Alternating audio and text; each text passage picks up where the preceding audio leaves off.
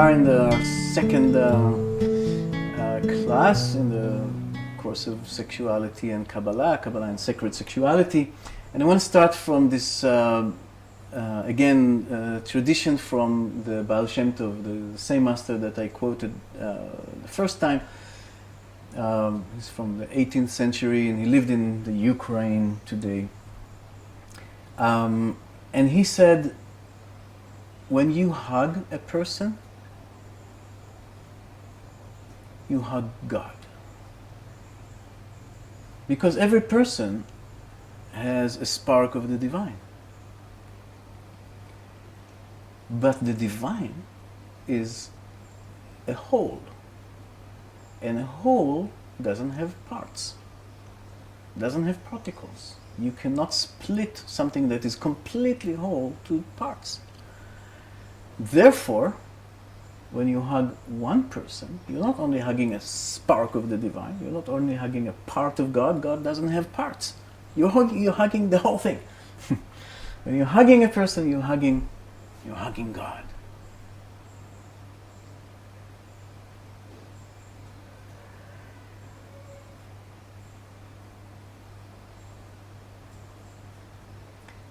That takes me to the way we understand reality. Maps and maps of reality. So Kabbalah, or any body of knowledge, any specific body of knowledge is a map.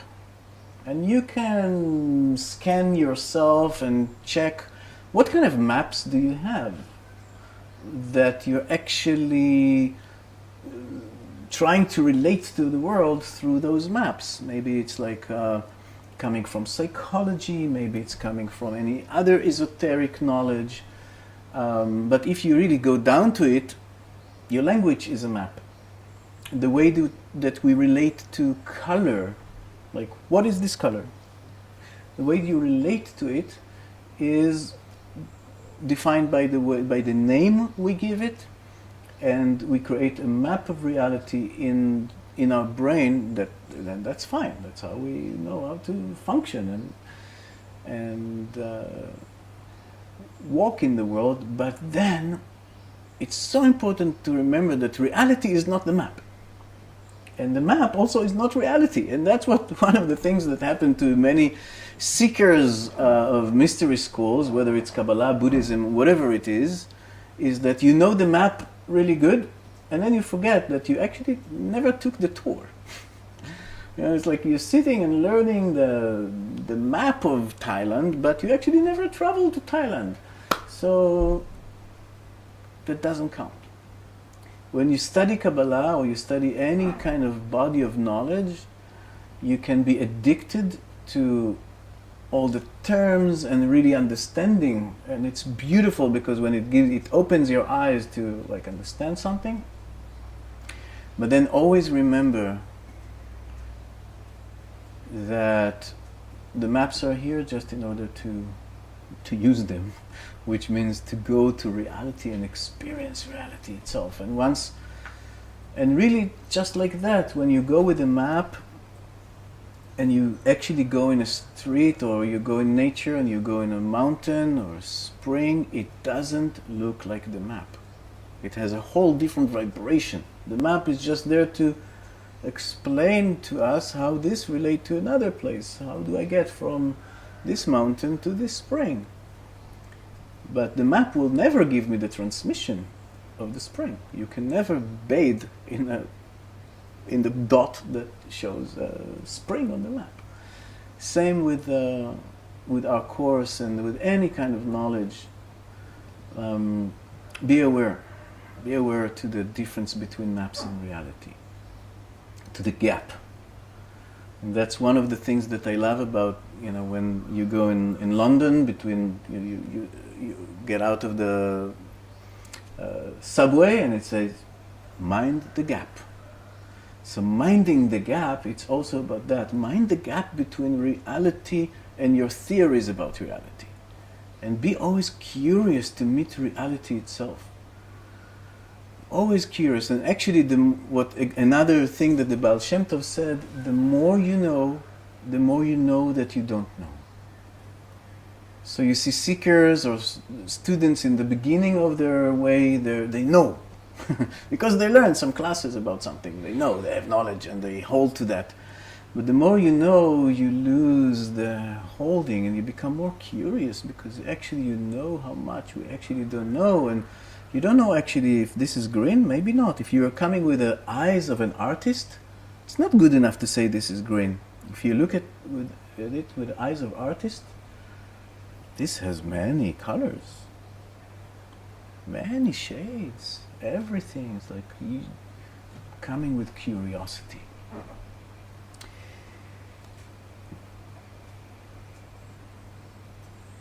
The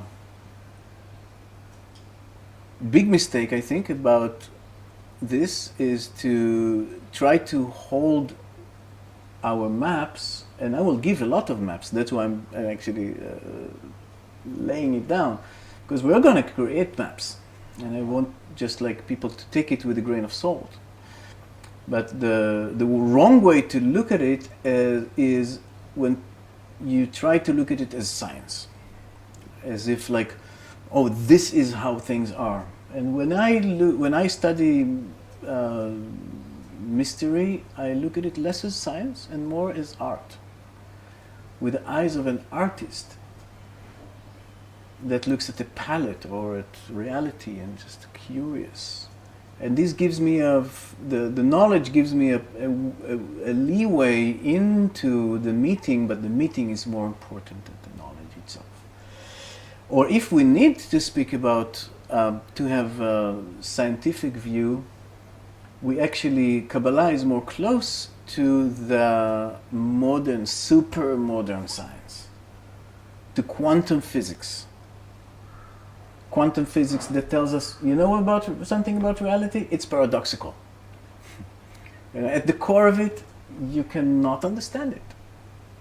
Our mind wants to put things in a box, and reality is always jumping out of the box because it's not there. It's surprising, it's chaotic, chaos theories. So Kabbalah in many ways is connected to that, to the way that consciousness and reality are dancing together and affecting each other. Our consciousness creates reality, or interferes with reality, or co-creates reality. And another thing about this, which will bring us back to the hugging thing, is that reality is fractal. Today we know that reality and nature especially, and when I talk about nature, it's the cosmos, is fractal.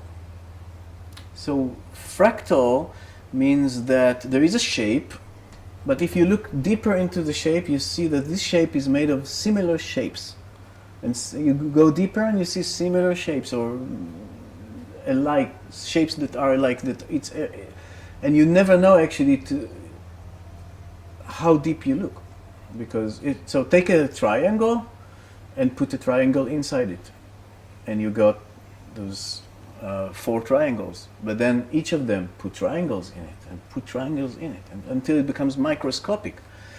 So if you go deep, you'll see a triangle, and you don't know, is it the mother triangle? Is it like a microscopic triangle inside? And is there a difference? You never know. And that's how nature creates itself. A leaf is made like that. Snowflakes are made like that. The paradox known in geography about how long is the seashore line. So we are on an island in Thailand here, and like if you ask, so how big is what's the size of the seashore? So take a map and you can measure it. But if you take a bigger map, that will show more details. And it's like, no, actually what we thought is line, no, it's actually there is a rock there. You need to go around the rock. It becomes bigger. And if you go really to the details, every grain of sand, every stone the length of a seashore becomes infinite. If you need actually to measure all the little things, so it actually is infinite. It's known in measurements, and because the nature of this place is fractal, which means the big is made of small that are alike, which means we, humans, are a part of this creation, but we have all creation inside. We have mountains, and we have springs, and we have all nature, and we have eagles in us, and we have worms in us, and we have cosmos in us. We are in the cosmos, but we are the cosmos itself. The nature of this reality is fractal. So in a certain point, you actually do not know, and it actually doesn't matter how big is what you're relating to. Because when you're hugging a person, as the Baal Shem Tov said, you're hugging a spark of God. But God has no sparks, because it's always a whole. So when you're hugging a person, you're hugging the divine itself.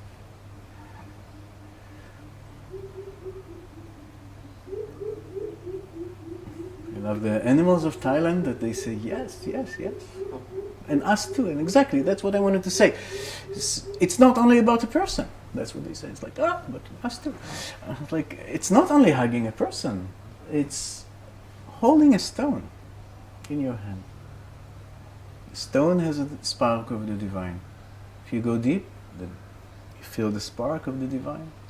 Go deep into the spark, you feel the divine. You have the whole cosmos in your hand. You have the whole God in your hand. Like whatever portal we want to go in, if our consciousness is just like deep enough and open enough, we can connect to the whole through that.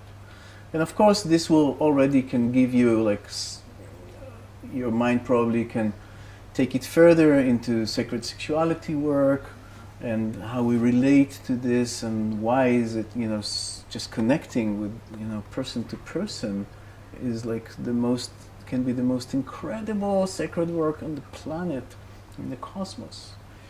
But just as a practice of kind of after class practice, I want to suggest to you, hug a person with this intention. So take time to go beyond the obvious and sink down and sink down beyond the body. Also beyond the personality of like, oh, this is a person, I know him or her. And feel into their soul and sink even deeper than the soul. Feel the divine spark that is there. And enlarge that to the feeling that you feel like, but the wholeness. Once you go into any divine spark, you will feel this is not a part of anything. This is it. And dive deep into that. And feel how it is. And how it moves you in the world when you're moving from this level of consciousness.